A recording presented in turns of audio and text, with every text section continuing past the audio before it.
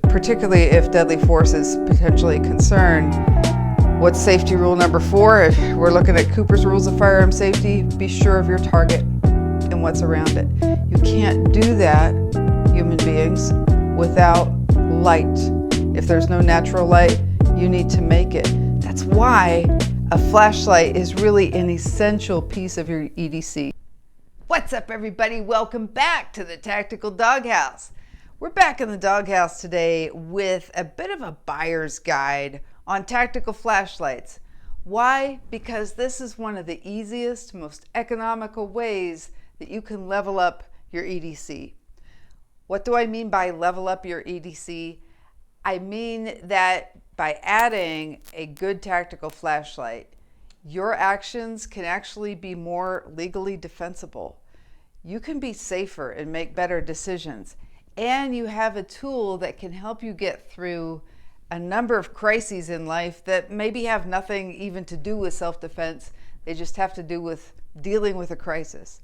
So let's get into it. We're going to talk about the characteristics of a good everyday carry flashlight. We're not going to talk so much about use of them. That deserves its whole other video.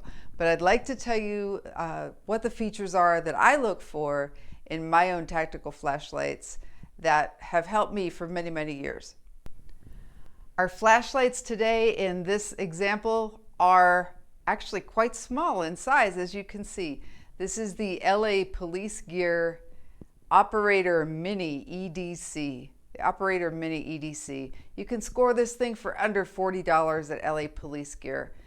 It has been a really awesome flashlight for me, as one that just rides in the console of the car and one that's really quick to deploy and puts out plenty of light. It puts out 300 lumens. You want to look for a lumen rating, L-U-M-E-N-S.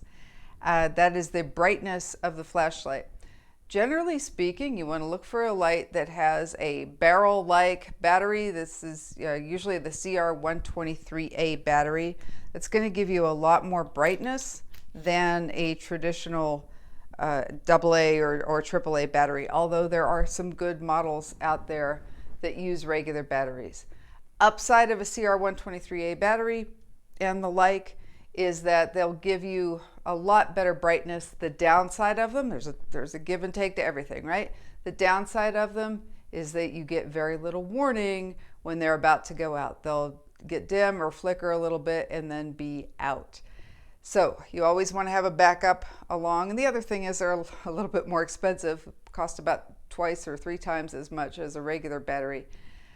Upside to that though is there are rechargeable CR123As. A company called Ready Up Gear has a rechargeable one that works quite well. I've used it a lot. The other light we're looking at today as an example is the Polytac by Streamlight. A slightly bigger light. It's about, 6 inches tall as compared to the Operator Mini EDC. It has a plastic housing. The Mini EDC has an aluminum housing.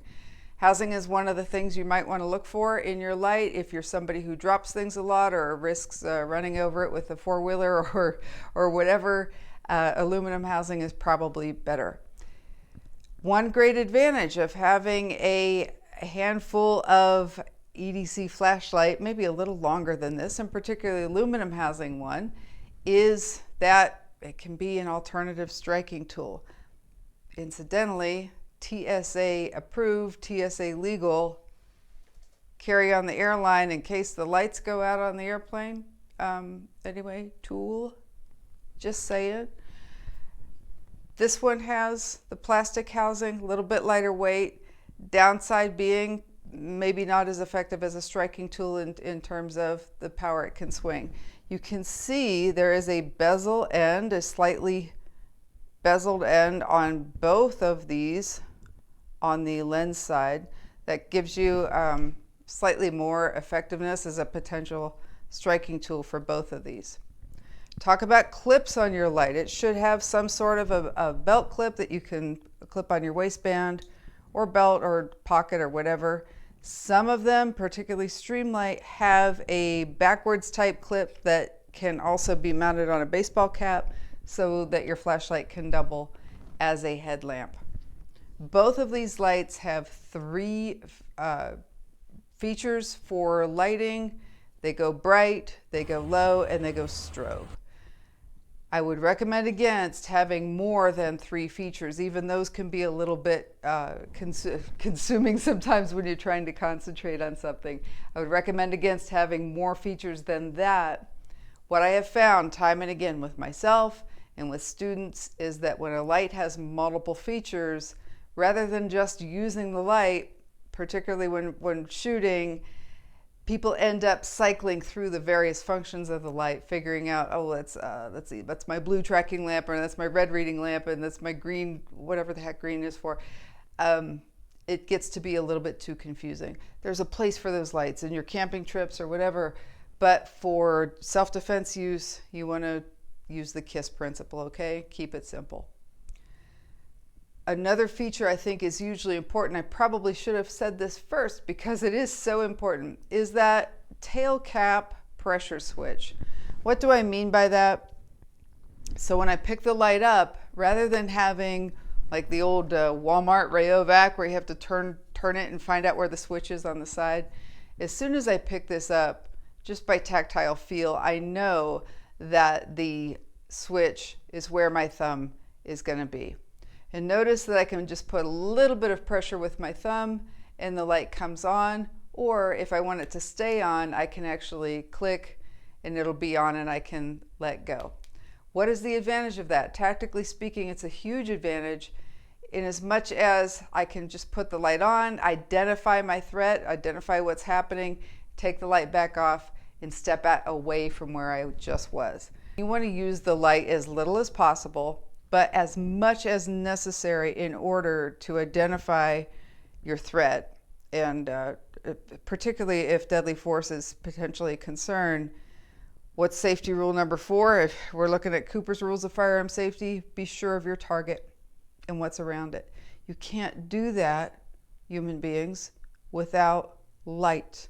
If there's no natural light, you need to make it. That's why a flashlight is really an essential piece of your EDC. If you carry a gun, you should carry a light. By the way, both of these lights come in at sub $50 right now. This one is under $50 on Amazon. Streamlight, by the way, I think is most consistently puts out economically priced, high quality flashlights that are proven in law enforcement and military use.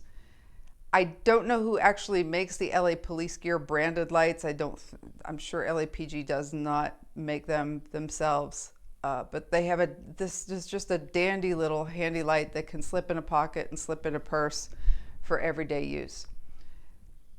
So I hope, if you haven't already, that you will consider getting yourself a good light to accompany your EDC firearm, so that you can be more legally defensible, you can identify potential threats, you can take care of your family and yourself. If you get stuck somewhere when the lights are out, you can navigate your way safely and get the heck out of there. So many uses for a tactical flashlight. It's just like having a folding blade on you. Everybody needs one. I hope you found this video helpful. If you did, please give it a like, subscribe, share. You know all the things, what to do. Thank you again, and until next time, y'all take care.